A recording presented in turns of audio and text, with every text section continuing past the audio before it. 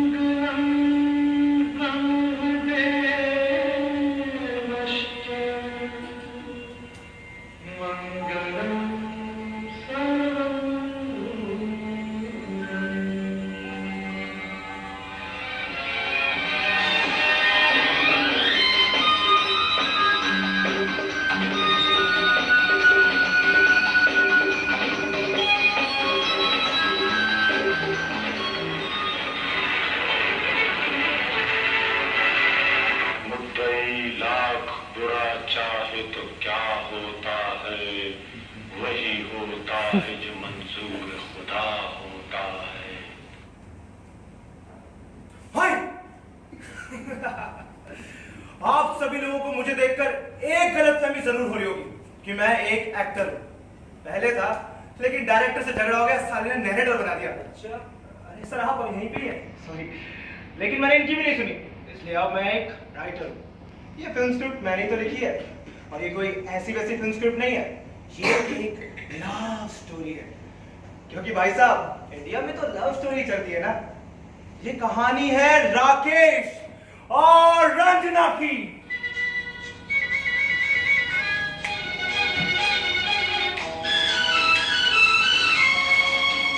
रंजना, आहा, क्या नाम है। रंजना एक बहुत ही अच्छी लड़की है। ओ बेटी रंजना, आ जाओ, तुम्हें इतने सारे लोग देखने जो आए हैं।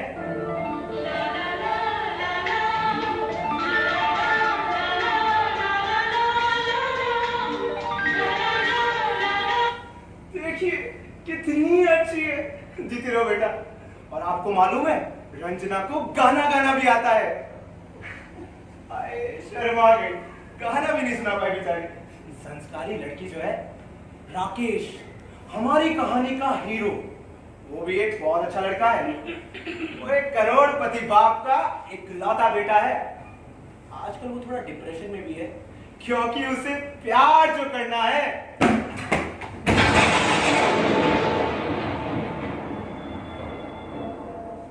कोई होता जिसको अपना हम अपना कह लेते यारो, पास नहीं तो दूर ही होता, लेकिन कोई मेरा अपना कोई होता।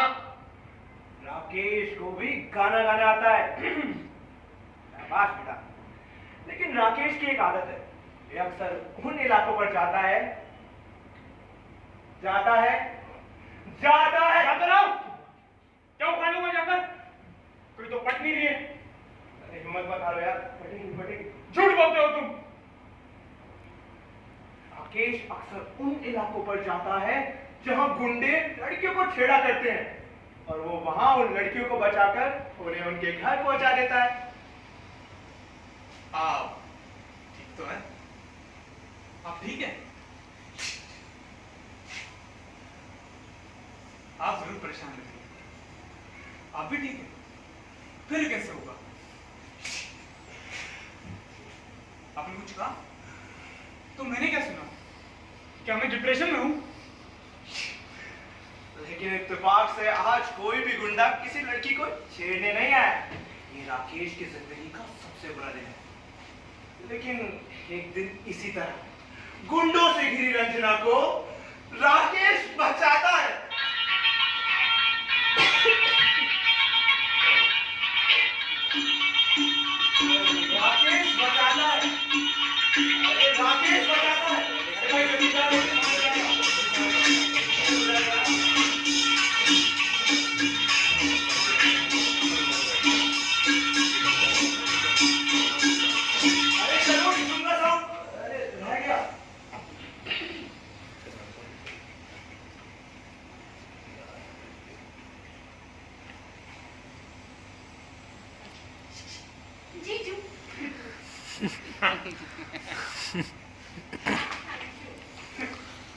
ये तो मेरा फर्ज था।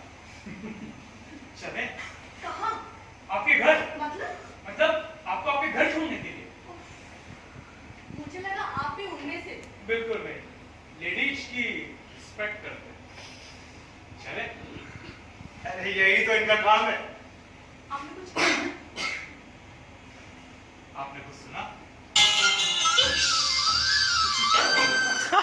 रास्ते में रंजना राकेश को 17 बार देखती है और राकेश रंजना को 31 बार देखता है।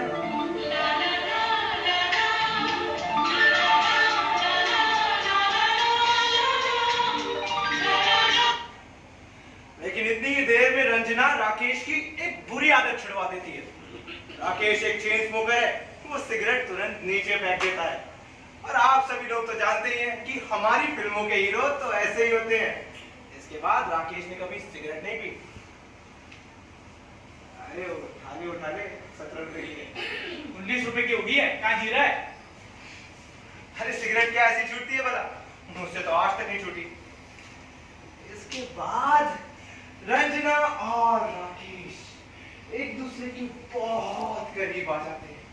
बहुत मतलब बहुत। इतने भी करीब थोड़ी आते हैं। अरे ये कोई क्रांति शाह की मूवी थोड़ी है, ये तो मेरी फिल्म स्क्रिप्ट है। वही तो। इसके बाद यहां से शुरू होती है हमारी लव स्टोरी, क्योंकि अब रंजना और राकेश के पास पूरे 4 गाने हैं जिन्हें डुएट कहते हैं, जिसकी एक कड़ी रंजना अपने घर में गाती है और दूसरी कड़ी राकेश अपने घर में गाता है। वादा कर ले साजना,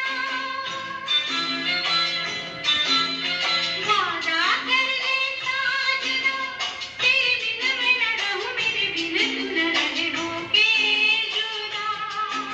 ये वादा रहा, न होंगे जुदा। ये वादा रहा।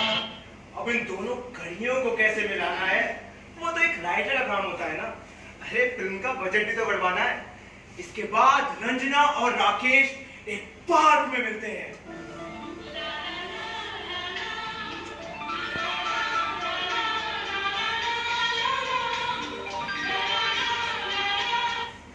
पार्क के चारों तरफ सिक्योरिटी तैनात है, क्योंकि भाई साहब ये समय नगर पालिका ने केवल प्रेमी प्रेमिकाओं के मिलने के लिए ही तय किया है। बाकी लोग क्या नया मनाही है।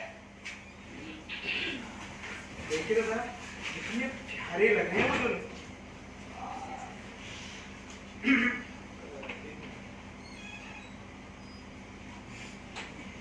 इस लड़की को तो मैं जानता हूँ। अरे ये तो मेरे घर के पीछे रहती है, शर्मा जी की लड़की। रुक, मैं आता हूँ तेरे घर पे चाय पीने। Sorry uncle, sorry. सॉरी की बच्ची, ये अंकल बहुत हरामी है। थोड़ा हरामी तो है। खैर छोड़िए बच्चे, फोकस अपना यहाँ पे लगाइए, क्योंकि इस मोमेंट पे आता है हमारी कहानी का अगला गाना, जिसे राकेश गाने ही वाला होता है कि अचानक उसे चांद दिख जाता है। तो उस चांद को देखकर अगला गाना गाता है। चांद मेरा दिल चांदनी हो, चांद से है दूर, चांदनी कहाँ लौट के आना है, यही तुमको जा रहे। उसके बाद आंखों में आंखें डालकर हाथ में हाथ पकड़ के वो दोनोट कभी ना जुदा होने की कस्में खाते हैं और अपने अपने घर चले जाते हैं।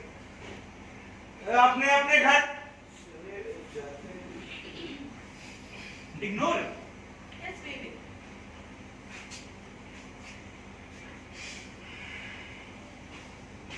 सुनो, कहो। वैसे मुझे गाजर का हलवा बहुत पसंद है, कल बनाकर जरूर लाना। सुनो बेटी रंजना, थोड़ा सा गाजर का हलवा मेरे लिए भी। अब बुढ़े हो गए हो, आपको डायबिटीज हो जाएगी। ऐसे लोग हैं यार ये, मैं इनके लिए इतनी बड़ी स्क्रिप्ट बना रहा हूँ, ये मेरे लिए कटोरी गाजर का हलवा नहीं बना सकते। छोड़िए, अब रंजना गाजर का हलवा नहीं बनाती, वो एक वैरायटी शो देखने जाती है जहां पर एक डांसर इतना अच्छा डांस कर रहा है, एकदम मिथुन दा टाइप।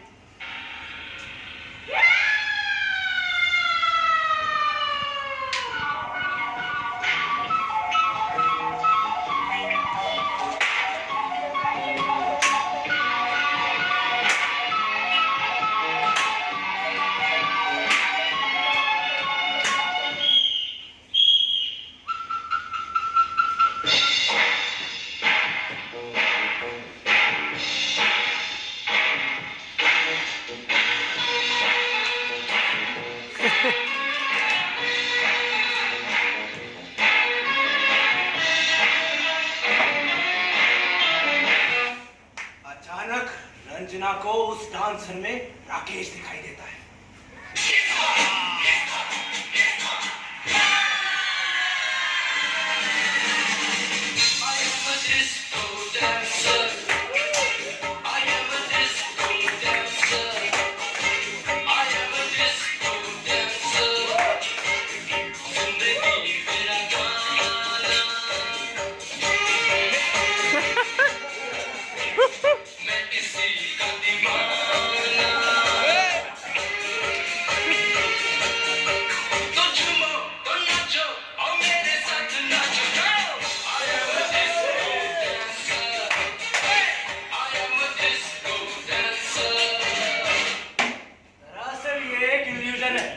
डांसर अभी भी एक डांसर ही है।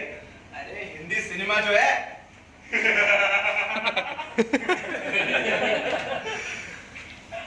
इसके बाद अब आता है हमारी कहानी में एक सैड ट्विस्ट।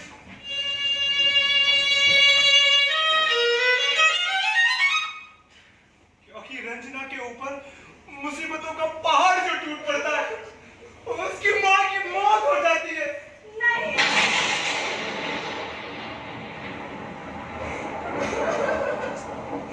नहीं नहीं नहीं माँ। अब यहाँ पर आता है हमारी कहानी का पहला सोलो सैड सॉन्ग, जिसे रंजना ने पहले से ही अपनी माँ की मौत के लिए तैयार कर रखा था। ना कोई उम्मीद नहीं, ना कोई तरंग नहीं, मेरी जिंदगी है एक कटी पतंग है। बाबू हरि प्रसाद, बेचारे बाबू हरि प्रसाद, इनको अपनी बेटी की शादी की चिंता खाए जा रही है। सुबह शाम दवा खाने ले जाता था, कितनी दवा दी, फिर भी सरस्वती बच ना सकी।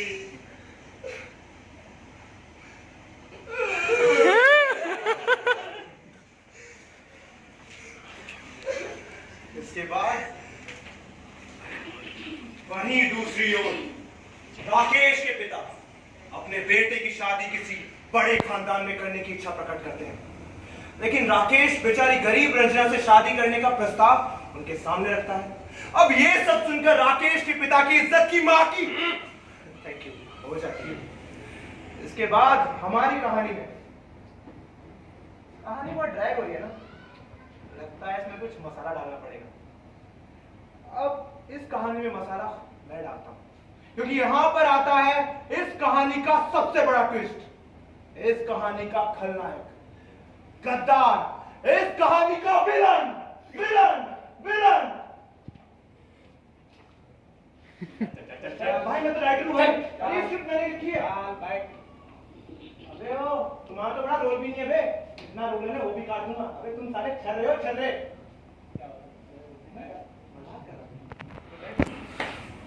आइए सर।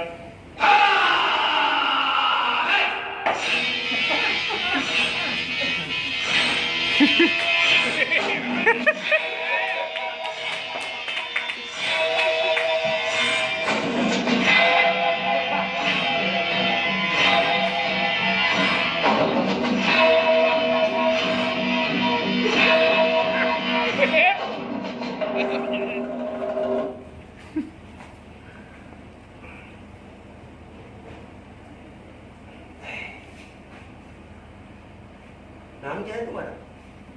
हमारे मुनीम जी की बेटी हो, कभी मुलाकात नहीं हुई हमारी।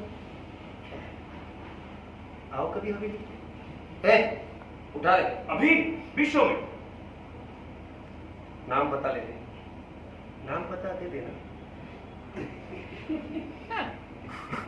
अभी तो दिल्ली वाली मैडम आ गई, शाम को कॉल कर। क्या एंट्री थी, मैंने तो लिखी है एकदम पलंग तोड़। लेकिन भाई साहब एक बात बताओ, इस देश में राइटर की कोई इज्जत नहीं है, खास करके हम आराम नगर वाले राइटर। अरे तभी तो फिल्में पिट रही हैं। छोड़िए,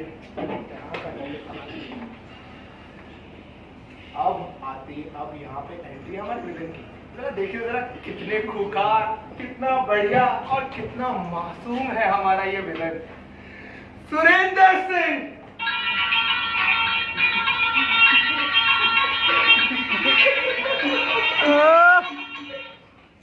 सुरेंद्र सिंह एक जमींदार का इकलौता बेटा है, जिसके बाप की मौत हो गई है, इसने अपार संपत्ति का मालिक जो बन बैठा है। सुरेंद्र सिंह बहुत ही बदमाश आदमी है क्योंकि इसकी तलवारों जैसी मूछें जो है वो शराब पीता है, और आप लोगों को मालूम है वो सीटी भी बजाता है, वो सिगरेट पीता है, जुआरी है, चरित्रहीन है, अत्याचारी है, एक बार देखना पड़ेगा। ये कब हुआ? ये तो बचा हुआ है ना? नहीं, ये तो बिल्कुल भी नहीं है। बाबू हरि प्रसाद, बेचारे बाबू हरि प्रसाद।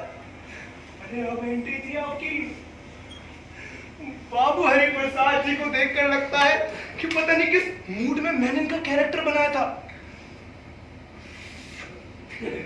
छोड़ दिया। मम्मी कसम, बाबू हरि प्रसाद जी पर सुरेंद्र सिंह का 15,000 का कर्जा है, और इनका घर भी उसके पास गिरवी रखा हुआ है। जब भी बाबू हरि प्रसाद जी से सुरेंद्र सिंह मिलता है तो हमेशा घर से बेदखल करने की धमकी देता रहता है। हरि प्रसाद जी अंगूर खाएंगे? अंगूरी ला दे, सेब मंगा दे। पैसा कब दे रहे हो मेरा? नहीं नहीं, ये सब नहीं चलेगा, पैसा तो देना पड़ेगा। पैसा दीजिए, नहीं तो घर गाली कीजिए।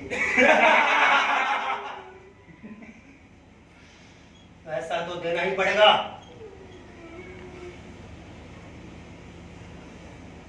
ये खेल जरा उल्टा है। दरअसल सुरेंद्र सिंह की नजर रंजना पर है, और ये सब उसी का बनाया हुआ षड्यंत्र है। देखते हैं क्या राकेश रंजना को सुरेंद्र सिंह से बचा पाएगा कि नहीं। चलिए आइए। इसके बाद राकेश और रंजना, इन दोनों की प्रेम कहानी की गाड़ी एक नया मोड़ लेती है, क्योंकि राकेश एक दिन रंजना को मोटर पे घुमाने से लेकर जाता है, और तभी वहां पे एक गाना गाता है। चक्के में चक्का, चक्के पे गाड़ी, गाड़ी में निकली अपनी सवारी, थोड़े आगाड़ी, थोड़े पिछाड़ी, थोड़े आगाड़ी, थोड़े पिछाड़ी। तभी अचानक मोटर फेल हो जाती है, तो इस पर रंजना कैसे चुप बैठ सकती है? वो एक गाना मोटर फेल हो जाने के ऊपर चिपका देती है।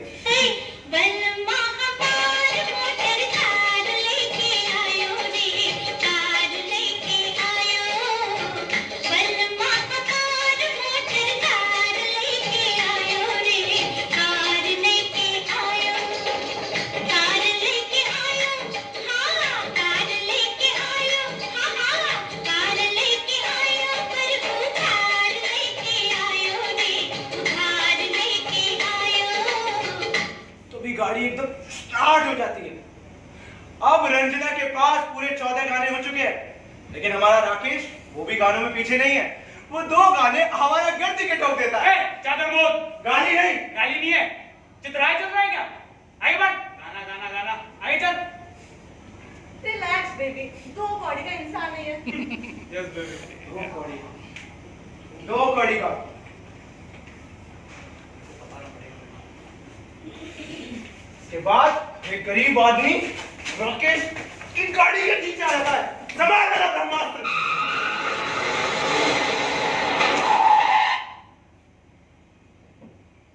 बेबी मर गया क्या? गरीब है, ये थोड़ी ना मरेगा। तो अब राकेश अपनी गाड़ी से निकलकर उस गरीब आदमी को उठाता है और उसकी दुर्दशा के ऊपर एक गाना गाता है और सामने की ओर देखकर कहता है कि ये दुनिया वालों,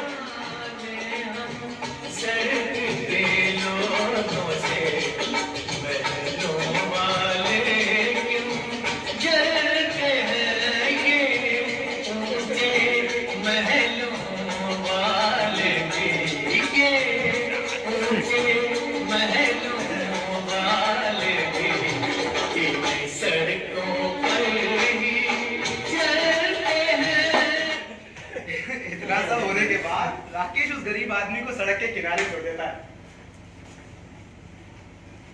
लेकिन वो गरीब आदमी राकेश को छोड़ना नहीं चाहता।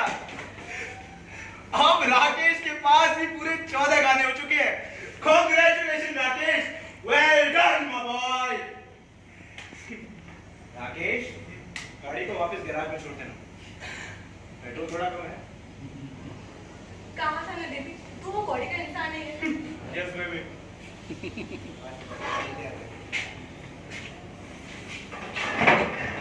अब आगे क्या होता है वो मैं आपको बताता हूं। अब होती है हमारी कहानी में तबाही, तबाही, तबाही। ये देखिए।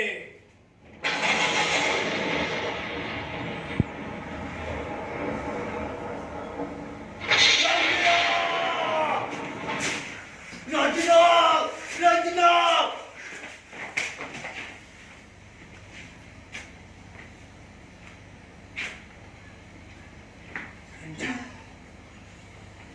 मेरी रेंज रोवर है तुम। अगर तू हमें ना मिली, सारी बम्बई में आग लगा देंगे। कसम से बोले ना, सुपारी तोड़ कर देंगे। बेटा ऐसा मत फैला, मैं क्या आराम के ले लेगा। गलत नहीं बोलेंगे। हाँ, बड़ी बोल। सॉरी दीदी, वो क्या है ना, प्यार में टूटा हुआ हूँ। रंजना, रंजना, रंजना, रंजना, रंजना। जा उसके बूढ़े बाप को ले गया और तू शराब लेके आ। सुन, पानी मत डाला, नीट लवली लवली। कौन वो? वाला। अबे चार बापी के उसके ज्यादा मौत। रंजना, रंजना। मालिक, मालिक, अरे मालिक कहाँ लिया ये? क्या कटपटा बंदा है ये? इसे तो छोड़ दो। मेरे को तो बोला दिया, ज्यादा पी ली। आपने तो कर दिया था मालिक, किसी को मुंह दिखाने लायक। सॉरी। नहीं अब शराब कहाँ है? रंजू, इतनी छोटी कैसे होगी तू रंजू?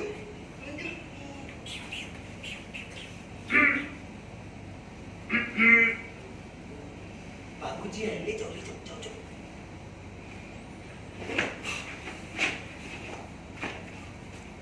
नमस्कार अली प्रसाद जी। प्रणाम बाबूजी। देखिए, आज कर्जा 15,000 रुपए, 16,000 हो जाएगा। पैसा दीजिए, नहीं तो घर खाली कीजिए।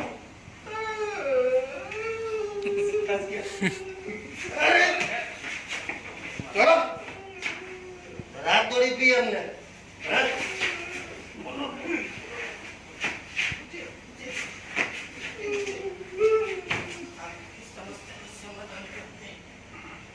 बाबूजी, आपकी बेटी रंजू से हम बहुत प्यार करते, सच्चा वाला प्यार, दिल्ली वाला प्यार बाबूजी।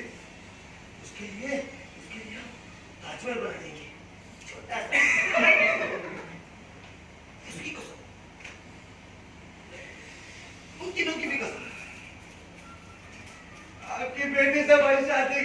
बाबूजी, नहीं तो मर जाएंगे बाबूजी। कराएंगे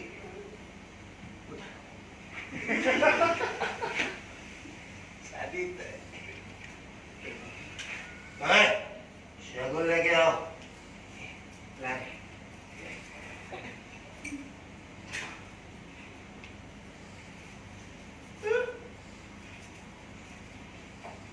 ये शगुन है, हमारे यहाँ तो यही शगुन देते। तुम्हारे यहाँ ले जाओ, ये शरीफों का घर है। ये तो हुआ सॉरी बाबूजी। ठीक है, अगले इतवार आएगी बारात और फिर होगा नागेदार।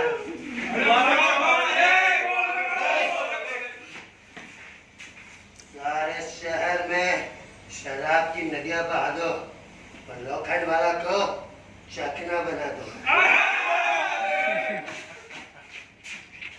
इतना सब होने के बाद बेचारे बाबू हरि प्रसाद जी से खाना नहीं खाया जा रहा है, तो रंजना अपने पिता की इस चिंता का कारण समझ जाती है और कहती है कि मैं सुरेंद्र सिंह से शादी करने के लिए तैयार हूँ। इसका मतलब वो बलिदान देने के लिए तैयार है। नोट कीजिए, आप सभी लोग नोट कीजिए कि बलिदान की परंपरा अब कहां से शुरू होती है? मेरी फिल्म स्क्रिप्ट से। इतना कहने के बाद रंजना अपने कमरे में चली जाती है और राकेश की तस्वीर को अपने हाथ में लेकर उससे बातें करती है और तभी एक गाना गाती है। मुझे तेरी मोहब्बत का सहारा मिल गया होता, मुझे तेरी। इसके बाद वो राकेश को पत्र लिखकर अपने निर्णय की सूचना देती है और जिसमें कहती है कि अब तुम मुझे भूल जाओ। तो कबूतर आ जाओ, इंडियन लव स्टोरी तुम्हारे बगैर अधूरी है यार।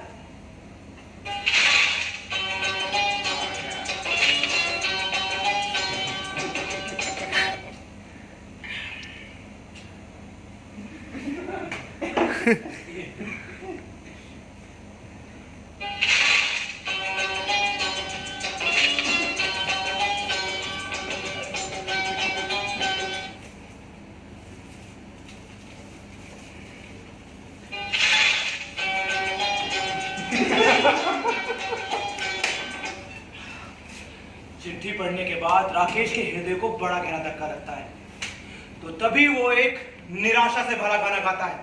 गाने के अंत में वीर रस आता है जहां वो कहता है, ऐ कोमल हृदय को कुचलने वाली दुनिया, हम तुझ में आग लगा देंगे।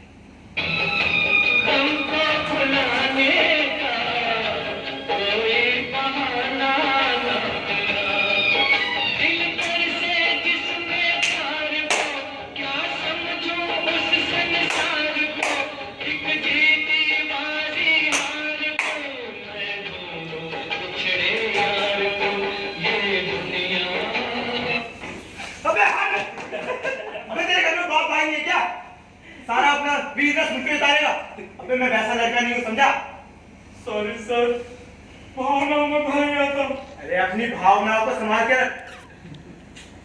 इतना सब कहने के बाद राकेश सीधा जंगल की ओर जाता है, जहां उसे डर लगता है। देखिए, हीरो को डर लग रहा है। क्या बेटा, बोला था ना कि राइटर हूं, 2 मिनट में कुत्ता बना दूंगा। चल छूट यहां से, बस निकल। डरा दिया। इसके बाद शादी का दिन आ गया है और सुरेंद्र सिंह गाजे बाजे के साथ अपनी बारात लाता है।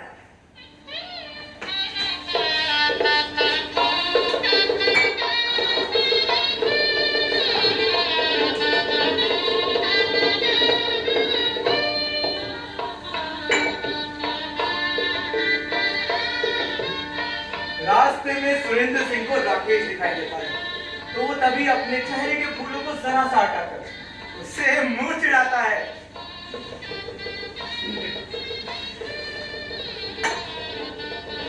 इसके बाद सुरेंद्र सिंह की बारात मंडप में आ जाती है।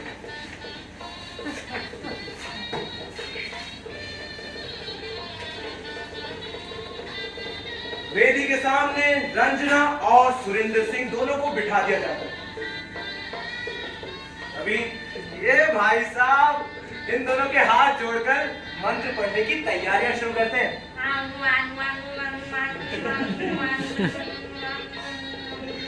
और बार बार दरवाजे की ओर देखने की कोशिश करते हैं, जैसे इन्हें किसी का इंतजार हो। लेकिन मैं आपको एक बात बताना तो भूल ही गया कि राकेश की एक और आदत भी है। वो जब भी किसी शादी में जाता है तो जेब में 20-30 हजार के नोट रख लेता है, और जैसे ही वो वहां देखता है कि लड़की प्यार किसी और से करती है, लेकिन कर्ज के दबाव में आकर वो शादी किसी जालिम सिंह से कर रही है, तो वो तभी लड़की के बाप का कर्ज उतरवाकर उसकी शादी उसके प्रेमी से करवा देता है। लेकिन आज तो सब खुद का मैटर है। अरे कहाँ रहेगा राकेश? शादी होने के बाद आएगा क्या? हेलो, वाह क्या टाइमिंग है। ये शादी नहीं हो सकती।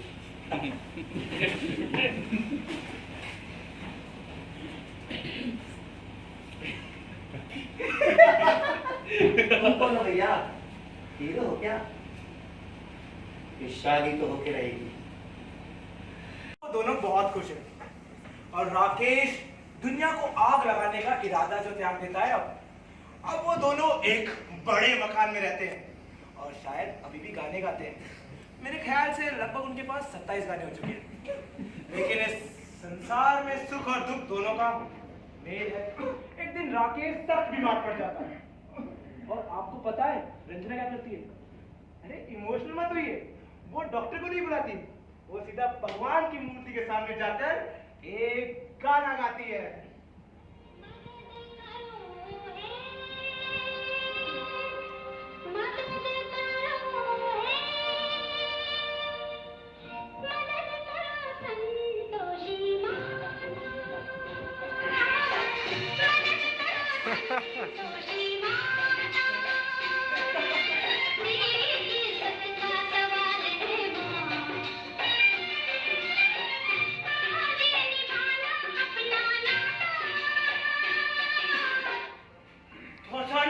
एक चमत्कार हो जाता है, राकेश एकदम अच्छा हो जाता है।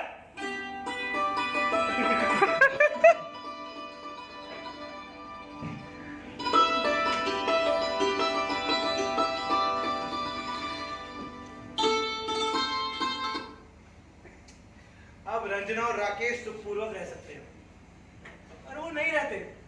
पूछे क्यों? क्योंकि पिक्चर तो अभी 2 घंटे की हुई है।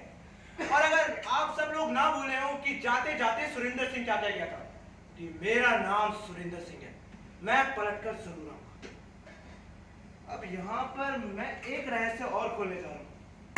रंजना के लिए सुरेंद्र सिंह के पास कुछ पत्र हैं जिन्हें वो उसके प्रेम पत्र कहता है, और रंजना को धमकी भिजवाता है कि वो ये प्रेम पत्र राकेश को दिखा देगा।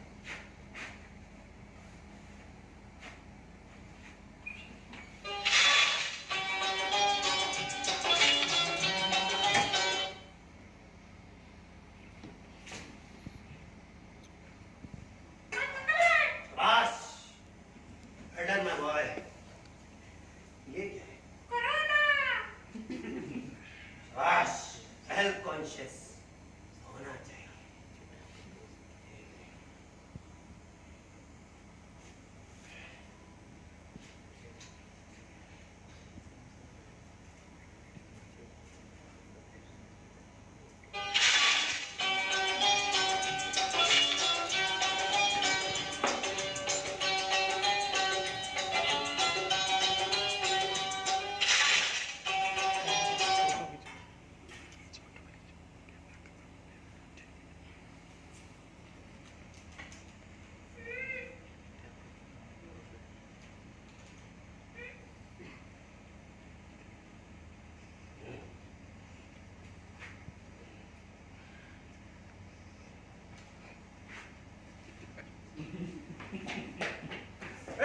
बिहार भेजूंगा।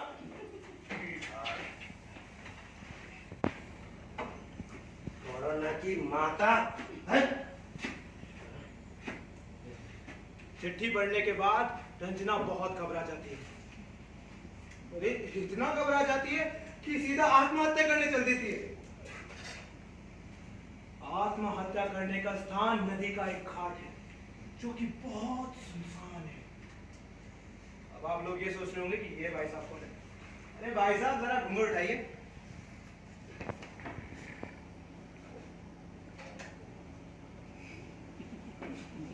अरे बम पहले हम तू लेखक है, लग रहा है तेरी शक्ल से।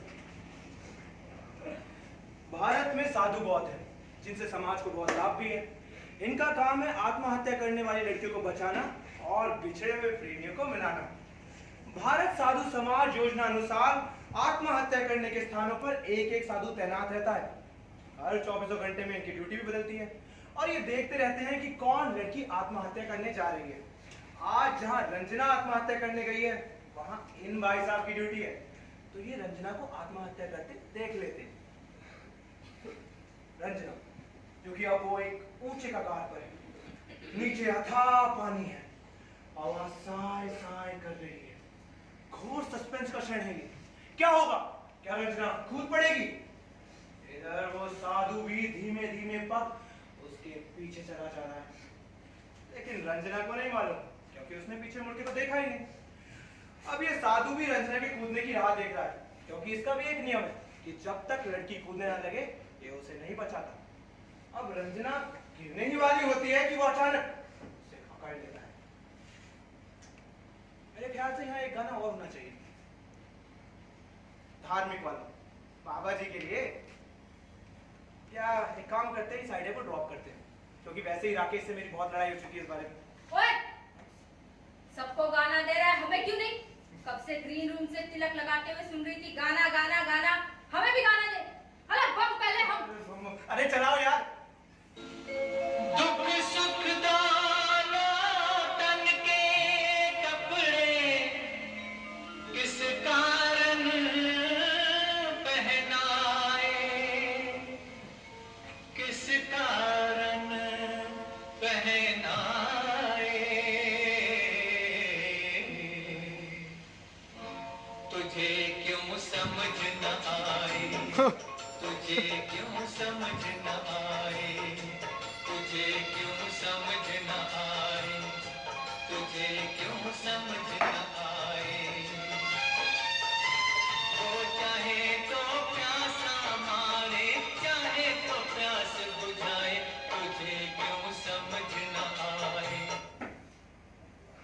अब बाबा जी रंजना के कान में कुछ मंत्रों के जरिए उसे समझाते हैं।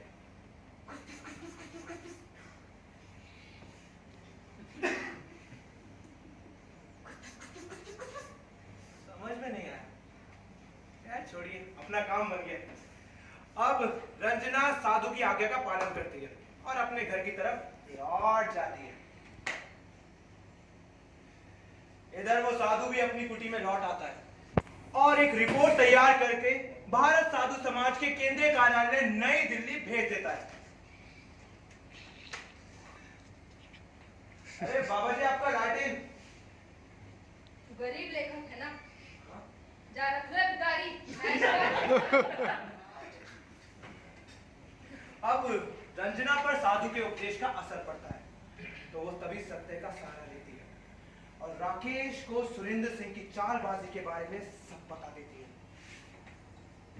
राकेश को पत्र और उसकी चालबाजी पढ़ने के बाद बड़ा गुस्सा आता है और वो तभी सुरेंद्र सिंह के बंगले की ओर जाता है। राकेश दौड़ता दौड़ता सुरेंद्र सिंह के बंगले की ओर जा रहा है। घोर अंधेरी रात है, लालटेन मेरे हाथ है।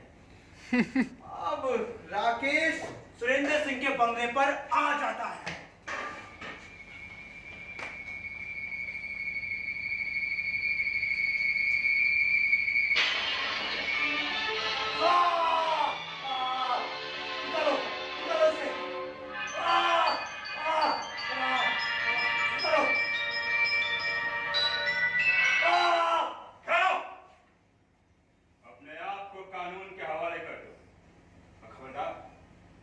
कोशिश मत करना, वरना गोलियों से खून गिर जाओगे।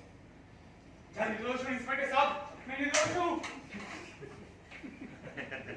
सुरेंद्र सिंह की मौत के बाद राकेश के ऊपर सुरेंद्र सिंह की हत्या का मुकदमा चलता है। अदालत भरी हुई है। न्यायाधीश महोदय राकेश के बयान देते हैं। अब क्या होगा? क्या राकेश अपने आप को बेगुनाह साबित कर पाएगा? क्या ये स्टोरी थोड़ी और आगे बढ़ पाएगी? आइए चलिए देखते हैं क्या होता है हमारी कोर्ट में। ऑर्डर ऑर्डर, अदालत की कार्रवाई शुरू की जाए। जज साहब, 30 फरवरी की रात को मेरे मुवक्किल सुरेंद्र सिंह, जो कि निहायत ही शरीफ इंसान है, रात को 11 बजे अपने घर पर हनुमान चालीसा का पाठ करके खाना खाकर सोने ही जा रहे थे कि अचानक मुजरिम राकेश वहां पहुंचता है और चाकू से उन पर ताबड़तोड़ हमला करता है। मेरे मुवक्किल सुरेंद्र सिंह तड़प तड़प कर वहीं गिर जाते। इसके बाद हमारी मुस्तैद पुलिस वहां पहुंचती है और मुजरिम राकेश को रंगे हाथ गिरफ्तार कर लेती है। जज साहब, ये केस आईने की तरह साफ। मुजरिम राकेश की पत्नी रंजना, जिससे मेरे मुवक्किल सुरेंद्र सिंह की शादी तय हुई, वहां पर भी राकेश ने आके बहुत तमाशा किया और उनकी शादी टूट गई और वो चुपचाप वहां से निकल गए। मुजरिम राकेश ने अपनी व्यक्तिगत रंजिश के चलते मेरे मुवक्किल सुरेंद्र सिंह का कत्ल 30 फरवरी की रात को किया। मेरी इस अदालत से दरख्वास्त है कि मुजरिम राकेश को इंडियन पीनल कोड दफा 302 के तहत सजाए मौत दी जाए। That's all, Your Honor. मेरा काबिल दोस्त न जो भी कहा, मैं उसका बहुत सम्मान करता हूँ। पता नहीं न वकालत की डिग्री कहाँ से मिल गई। क्या मतलब? मतलब यह कि आपको मालूम ही नहीं कि फरवरी में 30 तारीख होती ही नहीं। इसकी माँ। हाँ, मैं आपको बताना चाहता हूँ, 28 फरवरी की रात, नोट कीजिएगा, 28 फरवरी, जब रंजना ने कुछ ऐसे पत्र जो कभी सुरेंद्र सिंह को लिखे थे कि कर्ज माफी करने के लिए कुछ समय और दे दे, इसी बात का नाजायज फायदा उठाकर उसने रंजना को ब्लैकमेल करना शुरू कर दिया। जब ये बात रंजना ने राकेश को बताई तो राकेश को बहुत गुस्सा आया और इसी बारे में बात करने के लिए राकेश सुरेंद्र सिंह के घर गया, मगर सुरेंद्र सिंह वहां पहले से ही मरा पड़ा था। He was dead. किसी ने उसकी हत्या कर दी थी। कोई हाँ जो मेरे मुवक्किल राकेश को फंसाना चाहता है। मेरी आपसे दरख्वास्त है, मेरे मुवक्किल राकेश को बाइज्जत बरी किया जाए। That's all, Lord. दोनों पक्षों को ध्यान से सुनने के बाद सारे सबूतों और बयानों को मद्देनजर रखते हुए ये अदालत इस फैसले पर पहुंचती है कि 28 फरवरी की रात को राकेश ने सुरेंद्र सिंह की हत्या की। इसलिए ये अदालत मुजरिम राकेश को दफा 302 के तहत ताज़े जाते हैं सजाए मौत की सजा सुनाती है, to be hanged till death.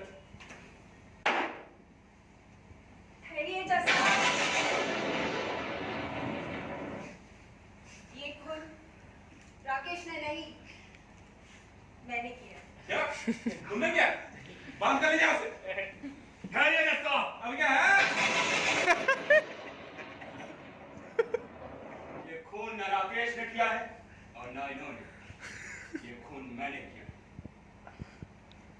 इतने सारे लोगों को देखकर अदालत बहुत अचंभे में है। इस फिल्म का ये सबसे बड़ा सस्पेंस है।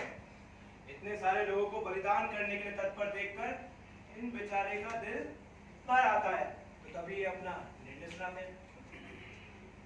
सारे सबूतों और बयानों को मद्देनजर रखते हुए ये अदालत इस फैसले पर पहुंचती है कि 28 फरवरी की रात को सुरेंद्र सिंह की हत्या नहीं हुई, बल्कि उन्होंने आत्महत्या की। अदालत मुजरिम राकेश को बाइज्जत बरी कर।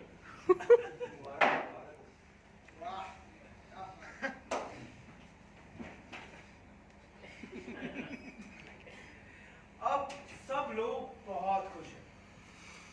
अब आप लोग सोच रहे होंगे रंजना और राकेश के बारे में ना, वो दोनों भी अब सुखपूर्वक रह सकते हैं, क्योंकि अब पिक्चर 3 घंटे की हो चुकी है। लेकिन मेरा आप सभी लोगों से एक सवाल है। मैंने इतनी अच्छी फिल्म स्क्रिप्ट तैयार की, इसके लिए कोई प्रोड्यूसर नहीं मिल रहा है। लोग कहते हैं ये स्क्रिप्ट मैंने ओके लिखी है। आपको क्या लगता है?